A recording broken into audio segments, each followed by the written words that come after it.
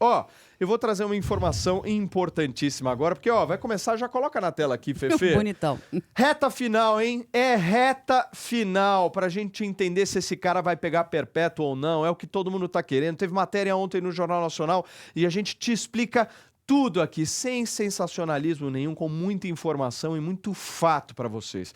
Vambora, porque é o seguinte, teve início a última fase do julgamento do P. Diddy, preso desde setembro de 2024. Esse homem é acusado de tráfico sexual, associação criminosa e transporte de mulheres para prostituição. O júri começou a deliberar nesta semana após o juiz ler 2 horas de instruções técnicas. O julgamento já durou cerca de 2 meses, com 34 testemunhas ouvidas, entre elas 2 ex-namoradas que relataram agressões, ameaças e abusos durante festas organizadas pelo P. Diddy, regadas a drogas e muito sexo. Uma delas, a Casey Ventura, foi flagrada por câmeras de segurança em 2016 ao tentar fugir do rapper e acabou sendo espancada por ele. A defesa alegou que as relações eram consensuais e que o Diddy está sendo alvo de um processo motivado por dinheiro. Enquanto isso, gente, o júri se mantém isolado para chegar a um veredito que pode levar aí dias. Se condenado, o Sean Combs pode sim pegar a prisão perpétua que todos nós almejamos. Eu vou falar uma coisa para vocês que estão nos acompanhando agora. Já vejo por aqui mais um convidado especial aqui do programa, nosso querido amigo delegado Roberto Monteiro.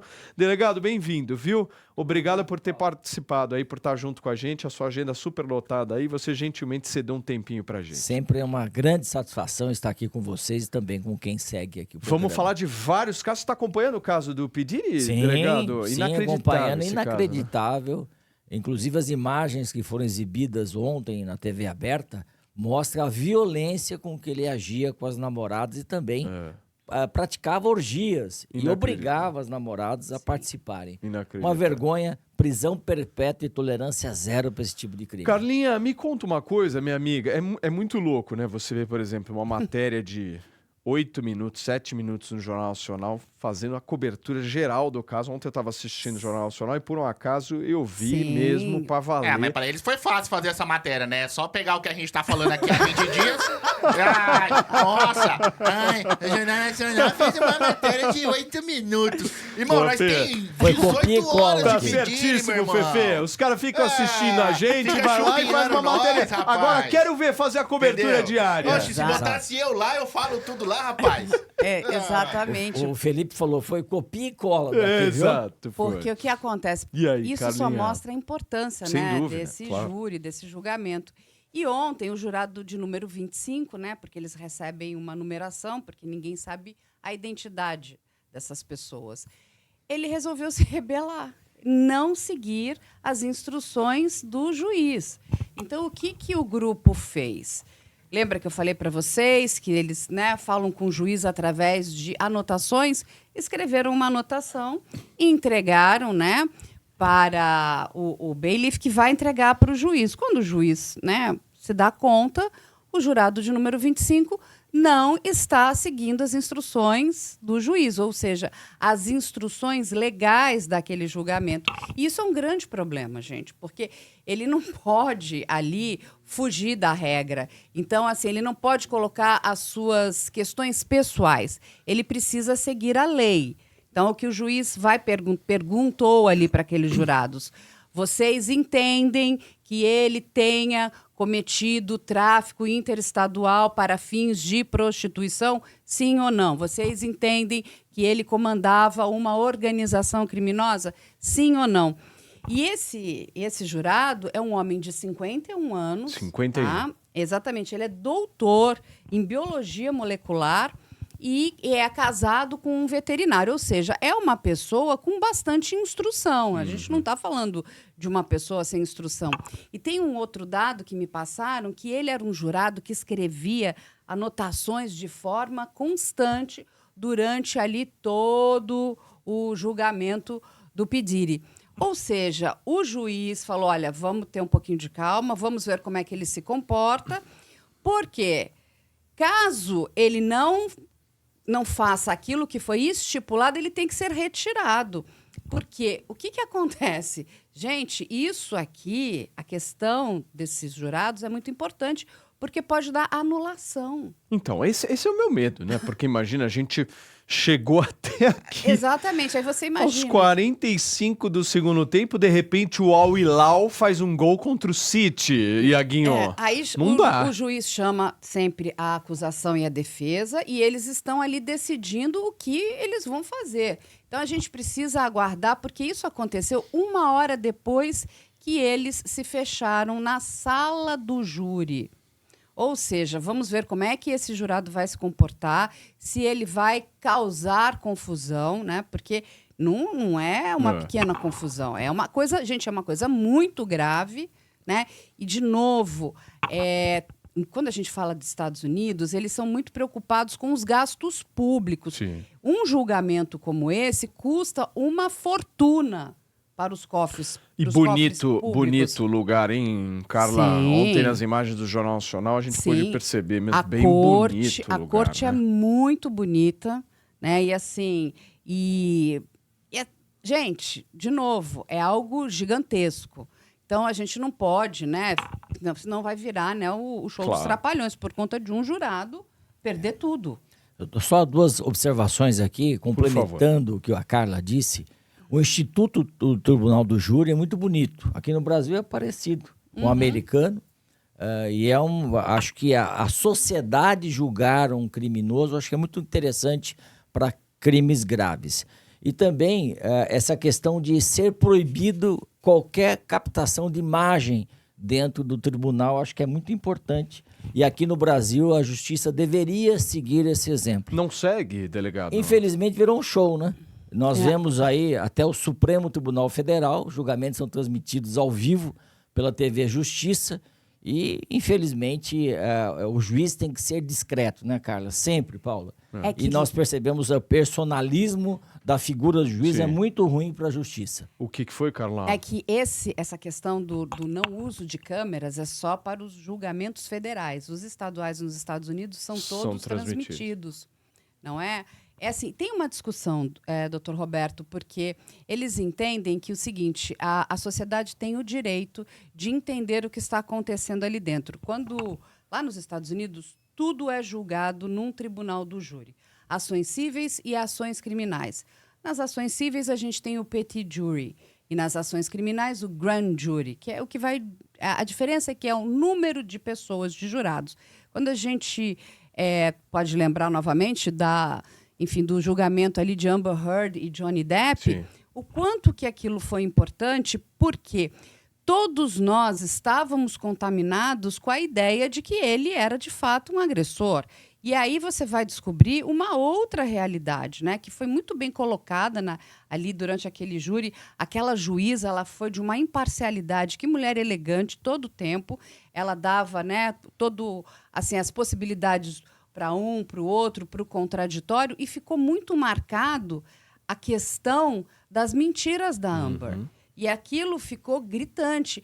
E todo o comportamento dela, porque ela estava muito, muito assim, irritada, desapontada, porque ela queria punir aquele homem a todo custo. Ou seja, isso é muito ruim, porque muitas mulheres, gente, sofrem violência doméstica, violência de gênero. Isso é uma realidade.